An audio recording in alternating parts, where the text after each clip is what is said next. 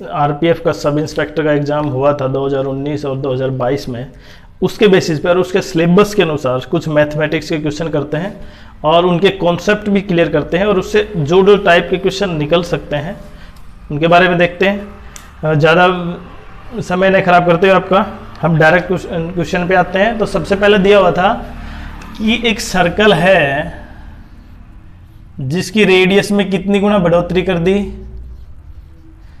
19 गुना बढ़ोतरी कर दी, तो उसकी सरकमफ्रेंस मतलब उसका पेरीमीटर पर क्या प्रभाव पड़ेगा। तो देखो अब अगर पेरीमीटर पूछा गया है तो आप डायरेक्ट लिखेंगे जितनी गुना बढ़ाई है ना उतनी गुना ही। पेरीमीटर कितना गुना बढ़ गया, 19 गुना। लेकिन अगर एरिया पूछा गया है कितने गुना बढ़ा, तो क्या करना है आपको, जितना गुना बढ़ा है ना उसका स्क्वायर कर देना है। तीसरा, पेरीमीटर में परसेंटेज वृद्धि कितनी हुई, जितनी गुना बढ़ाई है उसमें से 1 माइनस करेंगे, मल्टीप्लाई 100। दूसरा, यहां पे जितने गुना बढ़ा था उसका स्क्वायर -1 और मल्टीप्लाई बाय 100। आपको डायरेक्ट याद हो गया एरिया और परसेंटेज कितना बढ़ जाएगा, जो जो दे रखा है जितने गुना उतना। यहाँ पे पेरीमीटर परसेंटेज जितने गुना, पेरीमीटर डायरेक्ट इतने गुना हो गया, एरिया डायरेक्ट उसका स्क्वायर हो गया। दूसरा टाइप का क्वेश्चन कंपाउंड इंटरेस्ट से है। अगर कोई धन 4 वर्ष में 3 गुना हो जाता है, अब हम डायरेक्ट मेथड यूज कर रहे हैं। अब 4 वर्ष में 3 गुना तो 2127 रुपये होने में कितना समय लगेगा, तो आपको ये फैक्टर करने होंगे। हमेशा इसकी पावर आएगी तो मैं इसको लिख देता हूँ 3 की पावर 7। अब यहाँ पे जो 7 आया आपने उसको किससे मल्टीप्लाई कर देना है, 4 से। तो 4 × 7, इसका मतलब 28 ईयर्स, डायरेक्ट आंसर। तीसरा क्वेश्चन है नंबर ऑफ जीरोज और है 375 का फैक्टोरियल। तो इसका क्या करेंगे हम डायरेक्ट, क्योंकि आपने पहले वीडियो देखा है, किसी एक वीडियो में हमने ये भी अपलोड किए थे जीरोज। तो 5 से डिवाइड करेंगे, 5 से 15, 5 से 3, और जब तक डिवाइड करते जाएंगे जब तक कि 5 से छोटा नहीं आ जाती, या जिससे भी आप हमेशा 5 से डिवाइड करना है, ये भी ध्यान रखना। तो केवल इनको जोड़ना है आपने। 75 + 15 + 3 हो गए 93 जीरोज। इस टाइप का क्वेश्चन सोल्व कर सकते हैं। नेक्स्ट टाइप का क्वेश्चन है कि पहले किसी वस्तु के मूल्य में 30% वृद्धि कर दी जाती है। मानो पहले उसकी वैल्यू 30% क्या होगी, इंक्रीज।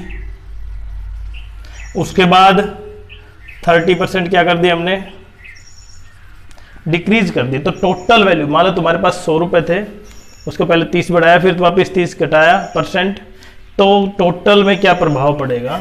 तो जब भी दिया हुआ है ना उसका स्क्वायर करो और नीचे 100, इसका मतलब 900/100, ये आ गया 9%। और हमेशा क्या होगा, लॉस। इस टाइप के क्वेश्चन में क्योंकि अगर दोनों इक्वल हैं तो लॉस, आपको क्या करना है, लॉस। नेक्स्ट टाइप का क्वेश्चन है,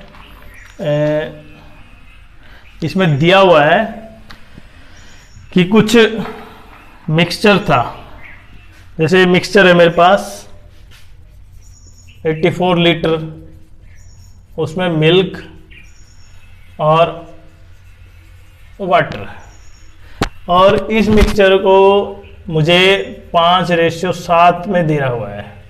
तो मेरे पास मिल्क कितना आ गया, आपको इससे डिवाइड कर लेना है, 5 7 12 12 5 25, तो 35 लीटर, और ये हो गया 49 लीटर। अब वो कह रहा है इसमें कितनी मात्रा मिलाई जाए पानी की, तो 35 लीटर दूध, 49 लीटर पानी, उसमें कितनी मात्रा मिलाई जाए, मतलब x, जिससे पानी का प्रतिशत कितना हो जाए, 80% हो जाए। तो अगर पानी 80% है तो दूध कितना हो गया, 20, मतलब रेशियो कितना आया, 1/4। आप क्रॉस करके इसकी वैल्यू निकाल सकते हैं। नेक्स्ट टाइप का क्वेश्चन देखें। वैसे हमारे पास यहाँ पे क्वेश्चन करने का आपको आइडिया देने का क्वेश्चन है मेन। जैसे क्यूब है, अभी जो क्वेश्चन आए हुए हैं हम केवल उन्हीं को सोल्व कर रहे हैं। एक क्यूब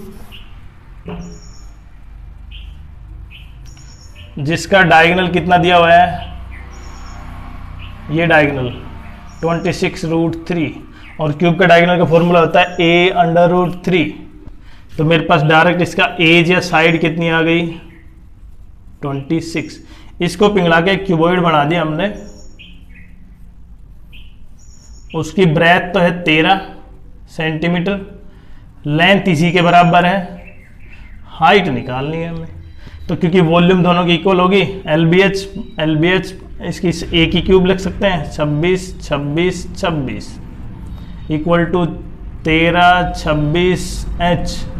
इनको इधर लेके आते हैं, 26 से 1 से कितना हो गया, 2। इसका मतलब उसकी H कितनी होगी, 52 सेंटीमीटर। अब इसी टाइप का एक और क्वेश्चन था कि अगर क्यूबॉइड की लेंथ और ब्रेथ में 6% वृद्धि कर दी जाए, हाइट को सेम रखा जाए, तो उसके सरफेस एरिया में क्या प्रभाव पड़ेगा। सरफेस एरिया में, सरफेस एरिया का मतलब 2 × LB BH और HL।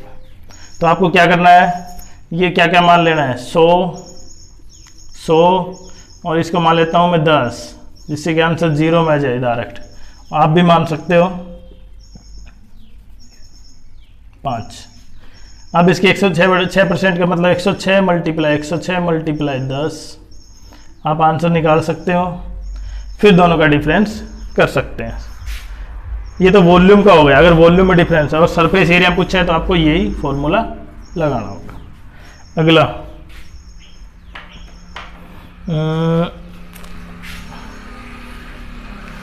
ये 2 क्वेश्चन है जो कंपाउंड इंटरेस्ट और सिंपल इंटरेस्ट पे चलते हैं, जो डिफरेंस दे रखा है।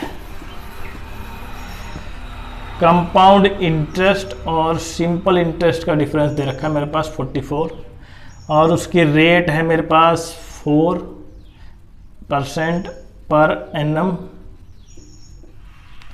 तो हमें निकालना है प्रिंसिपल। तो फॉर्मूला आपको डायरेक्ट याद होना चाहिए। क्या है formula, rate upon 100, rate upon 100 पूरे का whole square multiply P equal to difference. अब डिफरेंस कितना है हमारे पास, डिफरेंस है 44, ऊपर चला गया 10,000 और नीचे R कितनी थी 4, 4 का स्क्वायर 16, 4 से 4, 4 से 11, 4 से 25, तो 2500 मल्टीप्लाई 11 22 5 27, ये हमारा क्या हो गया, आंसर हो गया। नेक्स्ट टाइप का क्वेश्चन देखते हैं। ये क्वेश्चन जिसमें बहुत से लोगों ने आंसर गलत किया, और इसका आंसर हम आपसे पूछते हैं 1/12 divide by 1/12 divide by 1/12 divide by 1/12 divide by 1/12। बहुत से बच्चों ने इसका आंसर 1 किया, कुछ ने इसका 12 किया, पावर 3 सोल्व किया। अब आप इसको सोल्व करके बताएं कि इसका आंसर क्या होगा, 1 होगा या 12 पावर 3। अगला क्वेश्चन करते हैं हम।